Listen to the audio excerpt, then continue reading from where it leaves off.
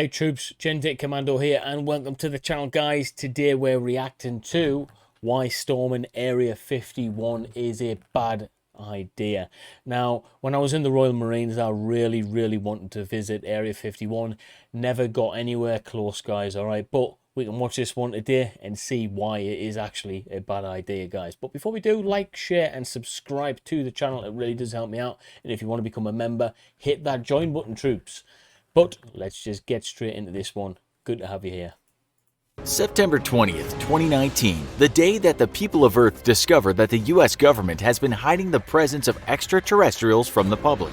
Our millennia of intergalactic solitude has finally come to an end, and the greatest question ever asked by science has at last been answered. Are we alone? For decades, the people of Earth have been visited by aliens from another planet, who have worked in secret cooperation with the United States government. These aliens have crossed the vast distances of intergalactic space with mind-bending technologies in order to mutilate cows, show up as blurry blobs in videos, and conduct experiments on abductees, involving probes in very uncomfortable places. The truth is no longer out there. It's finally here, or in Okay guys, so is it finally here? I'd like to hear from you guys actually. Drop a comment below. the open. Or perhaps September 20th, 2019 will merely be the day that many hundreds of misled people get arrested for trespassing by the US government, earning hefty fines, long sentences in a federal prison, and ending up with experiments involving probes in very uncomfortable places of a totally different sort. Today, Awesome. we're going to look at the phenomenon that has swept the internet. The massive plan to raid Area 51 and plunder it of its alien secrets, and turn to a friend of the show and former security expert for the US military as he tells us why storming Area 51 is a terrible idea. On June What do you think? Is it a terrible idea? Here's my thoughts. If there's an actual plan out there with a date and people are talking about it and it builds up enough real tension and it looks like it's actually going to happen, I'd imagine that the military would just move all of the valuable things anyway, so you'd just be storming something not worth storming. That's my take on it, guys, but hey, I'm not the brightest spark in the world, so let me know if you think I'm right or wrong. 27th, a Facebook event hosted by 3 different Facebook accounts appeared publicly, entitled simply Storm Area 51. They can't stop all of us. The event would later be claimed by a Maddie Roberts as having been started in jest, but the joke very quickly caught on and went global. As of this writing, 1.7 million people have signed on the event, and another 1.3 million are interested. The official date is set for September 20th, 2019, for the hours between 3 a.m. and 6 a.m. While Roberts... Right, well, I think it's safe to say that day has passed and nothing really happened, guys, so I think we're safe. And was it a bad idea? Well, it can't have been that bad because it probably has never happened, and if we did, we certainly didn't hear about it. Has come forward and explained that it was a joke. He did so only after the event skyrocketed in popularity and out of fear that should something really happen, that the US government would be looking for him for being the ringleader. He wanted to publicly declare that the event was a joke, and he was in no way serious about storming Area 51. Whether he was serious or not is likely not to matter come September 20th, with the event gaining popularity around the world. While most people signed on to the event as a satirical joke, it's clear from the Facebook page for the event that there are plenty of people who see the opportunity to rush the secretive restricted area en masse as a way to at last plunder its secrets. The rallying cry of "they can't stop us all" has made many people take the offense. Oh yes, we can. They can definitely stop you guys. All right, there's actually loads of ways they can stop you. You know, one of the best ways is probably with absolute maximum violence and brute force. That'll probably do the trick.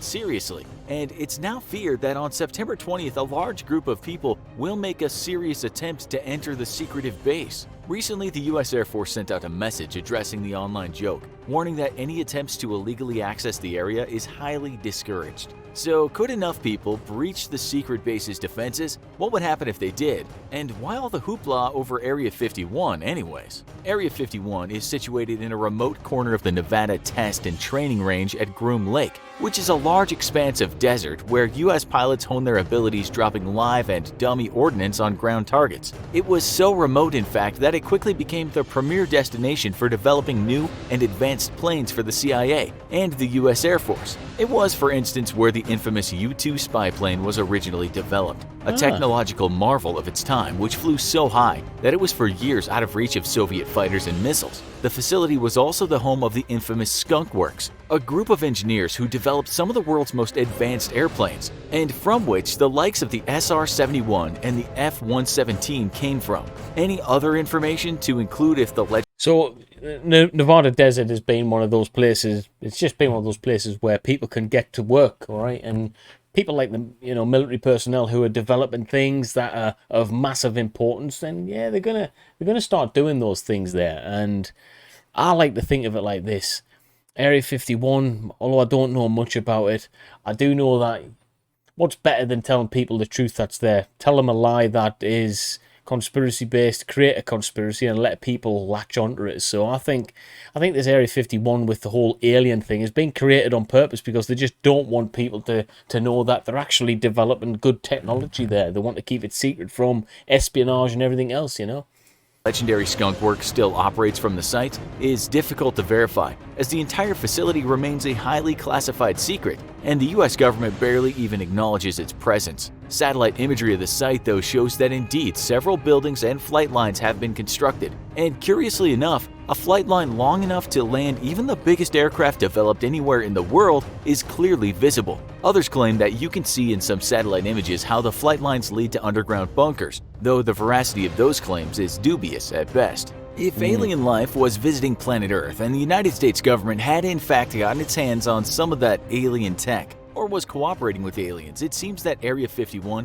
would be the ideal place for such activity. The site is no... I mean, I don't know if Area 51 is going to be the such place that that's going to happen for any particular reason. I mean, I just think it's a good remote area where they can do testing. They can, they can just build stuff. They can get the military stuff out the way that isn't they don't want prying eyes to get eyes on. It could be NASA, doing testing for their rocket crafts and stuff. They just want to do it without public knowledge. I mean, there is loads of things like that happen all over the world, really. Area 51 is just probably the most famous. Notoriously remote and difficult to get to, miles away from any road and difficult to spy on due to the mountains that border it. But could you penetrate it, and if you did, what would happen? Our expert warns us immediately that any attempt to penetrate a restricted military facility comes with serious consequences. This isn't Stranger Things, this is real. Right, put your hands above your head. No, if you've gotten through the net, if you've passed the wire, and you've broken onto that thing, I'd imagine you'd be getting shot at. No ifs or buts, especially if you're in a car. I don't think they'd be messing about. They couldn't take you. They'd have to take that as a threat. I mean, what are you doing in the first place? Smashing into a military base. You are there as a threat, so I think you'd be acted and treated as a threat, and I reckon you'd be shot. That's just my opinion. What do you think, guys? Drop a comment below.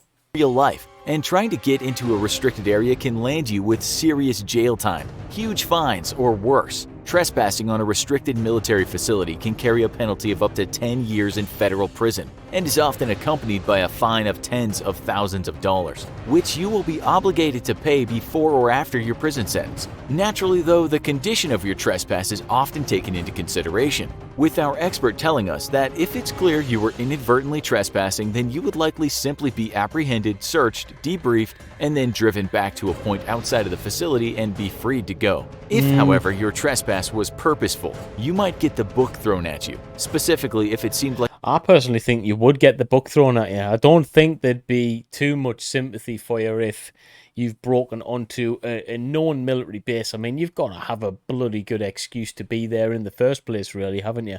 your trespass was malicious in nature, as in you were actively trying to steal government materials or secrets. Different restricted areas have different levels of secrecy, however, and some places, termed Black World facilities, are so secretive that your trespass and ensuing trial are all kept under the strictest of measures of secrecy, with no details of your trial becoming public knowledge. Wow. No, you're not tried by some secretive shadow court and condemned to the dark side of the moon, but rather your trial and everyone involved, including your lawyer and any witnesses, are all forced to sign extremely harsh confidentiality agreements with very, very strict penalties for breaking them. That is, of course, if you are arrested, because our expert tells us that there is one more option for dealing with trespassers, and that's to simply shoot them. No, this isn't Soviet Russia, where you can get shot for just hopping a fence to I was just saying, guys, like, they're not going to mess about. If you even got a good reason to be there and you've trespassed, boom, you're going to get shot. And that's exactly what I think would happen, to be honest with you. Military base, but our expert warns us that there are concentric rings of security around restricted facilities, and if you penetrate deep enough through those rings of security, you eventually hit one ring where deadly force is authorized, no questions asked. Of course, these areas are always very clearly marked by signs which state as much, so there's no chance you would wander into an area where you could just get shot for being there with no authorization. You would have to make the choice to continue pushing forward, despite the risks. The reason why these harsh measures exist is simple. Some secrets are so vital to national security that the government cannot risk their being discovered by foreign governments. Take, for instance, the Manhattan Project. If knowledge of how to build a working nuclear weapon was discovered by the Germans, the entire course of the war may have taken a radically different route. If you manage to penetrate the outer layers of security and get to those shoot first, ask questions later areas, then it means that you're there on a mission and you're likely seeking to cause great harm to the US. So what would happen if you joined 1.7 million people in rushing Area 51? Would you get to see dem aliens? First, our expert tells us that you would run into a sign warning you that you're entering into a restricted area, and typically warning you of the penalties for doing so. Most secretive government facilities aren't behind huge fences, as that would be far too obvious a giveaway, but rather they rely on extreme remoteness and large tracts of empty land to discourage anyone getting too close. Throughout this seemingly empty landscape are security patrols dispersed throughout the first two outer rings of security, and even if you don't see them, odds are that they see you. Armed with high-powered visual aids, night vision, and thermal imagers. Oh yeah, I mean, if it's an area worth protecting and they certainly don't want you to be there, you can bet your bottom dollar they're using the best kit available and it will be manned. They're not going to mess about, all right? And it just goes without saying, the American military is one of the most professional in the world. They're not scared of putting money in front of themselves to fund something, so this will be funded with all its might, and yeah, you're not getting anywhere near it. If you do, you risk your life. These security personnel are vectored in on trespassers by sensors hidden under the ground, pressure sensors buried under avenues of approach, and seismic sensors throughout the entire outer perimeter give alarm operators perfect situational awareness of the miles of empty landscape surrounding the secret facility. And typically a host of hidden high-power cameras allow them to spy on any portion of their perimeter. If trespassers are detected, they're typically allowed to wander through the first outer perimeter of security without being intercepted. That's because these areas are so large and remote that people wander in and out by accident all the time. And the security personnel at the facility prefer that you never even find out you had inadvertently strolled into somewhere you weren't supposed to. The entire time you're in the first ring of security, though, you will be closely monitored from afar, sometimes even by air through drones, and likely not have a clue that you're being spied on. If, however, you continue forward, you will reach the second. That's pretty cool, actually. The thought to think that you could actually be very close to a restricted area or on a restricted area and not even know it. And meanwhile, you're being watched via a drone and you haven't got no clue either. I think that's pretty cool, to be fair. Second outer ring of security, much smaller than the first outer ring. The second ring is continuously patrolled by security personnel on foot or in vehicles, and penetrating it will result in a security patrol being immediately dispatched to apprehend you. Our expert tells us that you likely won't get too far through this second ring of security, as you'll have been carefully observed the entire time you approached it through the first ring. A patrol will move to your position and apprehend you, search you and your vehicles, and typically debrief you or just move you straight back to the outermost perimeter and warn you not to return. Should you somehow evade detection or capture though, you'll reach the inner ring of security, or at least the inner ring of the outer security zone, because there remains one more inner ring that's within the facility buildings itself. Here, movement of personnel is highly restricted, even amongst the personnel who work at the facility. And even though you may have the clearance to work at one part of the facility, you may not have been cleared for any other part of the same facility. So I wonder how many people actually work at Area 51. If anyone knows that number, drop it in the comments, because I'd imagine it's probably thousands of people. But what kind of people? It can't just be military people all the time. There's got to be other people there, scientists and stuff like that. You know? Wonder who else works there. Let me know, guys. In this inner ring though, even the base staff have to be on high alert against straying where they don't belong. For you, a complete outsider who doesn't belong at all, straying into this area could be deadly. It's here that signs warning the use of deadly force are placed, and while it can be up to the discretion of the security commander or even the individual patrol that discovers you, you really don't want to press your luck. Remember, only really bad guys would be interested in getting this close to a secret facility, so any responding security personnel are going to assume that you're out to cause some serious harm to the US. We cannot stress enough how dangerous it would be to penetrate this area. These are all, of course, the outer layers of security, and inside each facility our expert tells us that even more stringent security measures exist, with even greater repercussions for violating them. He would not elaborate on inner security measures, but did tell us that many times the guards restricting access to the facility might themselves not have a high enough clearance to be inside the facility itself. That's how. So you've got guards there who are probably, well, most definitely going to be military personnel who are also have restricted access to certain points within that facility. And that's to maintain a secure environment as well, guys. You're only going to have a limited area where you go into patrol. You don't need access to the rest of it. It's to stop corruption within the ranks, all right? Although we like to think it doesn't happen, it does happen for the right price, doesn't it? How seriously classified some facilities are, and an entirely different team of guards with an even higher security clearance may be assigned to work the actual insides of the facility. Though our expert would not comment much on the inner workings of restricted facilities, he did leave us with this story. I was assigned to a facility with 2 outer doors, each with a more stringent set of security measures to verify your identity before you could pass. The outer door was open to the outside world, and the second door, where I was located, was inside a small room connected to that first outer door. There was a scanner machine that worked automatically, and my job was twofold: ensure nobody trying to access the facility messed with the machine as it verified their identity and credentials, and if the machine ever set off an alarm, I was to immediately terminate the individual attempting entry. Once the machine granted entry, I was— Hang on, terminate the individual? So does he mean kill the individual? Is this like terminate the individual? So is it death for them if you get your finger or access code wrong? I mean, that's pretty harsh, isn't it?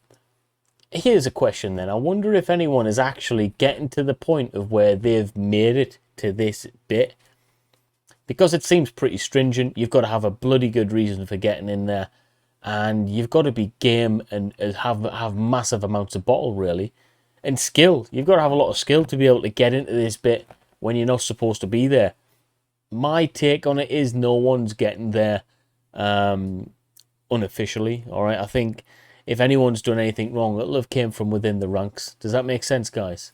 was not allowed to look inside the open door and had to stand with my back to whatever the door opened up into. After speaking with our expert, it's clear that storming Area 51 would be a terrible idea. While group posts claim that they can't stop all of us, our expert warns that yes, they very much have the means and firepower to stop even a major incursion event, and that if whatever is inside Area 51 is of vital national security importance, then they will do just that. He warns us that the most sensitive of these facilities were designed to stop a full-scale military assault. Also, though he would not go into specifics, our expert told us that in all likelihood, even if you managed to defeat the outer security, you would simply be never able to access the actual facilities themselves, as part of their security measures include the ability to completely lock out the outside world. After watching this video, do you think you would try storming Area 51 or not? So, no. Absolutely not. I don't see the point. I'm not really that bothered about seeing aliens if they do exist. Whatever they've got there, if it's that secretive, maybe it's just not for us to see, guys. You know, it's just not there. If it was for us to see, we would see it already. So I'm not really too bothered. You don't miss what you've never had. And yeah, would you storm Area 51? Let me know in the comments, guys. Before you do, like, share, and subscribe. If you want to become a member, hit the join button. Every membership truly helps me out. It helps me do this content every single day. And I just want to say a thank you to everyone that has subscribed to the channel so far. Peace.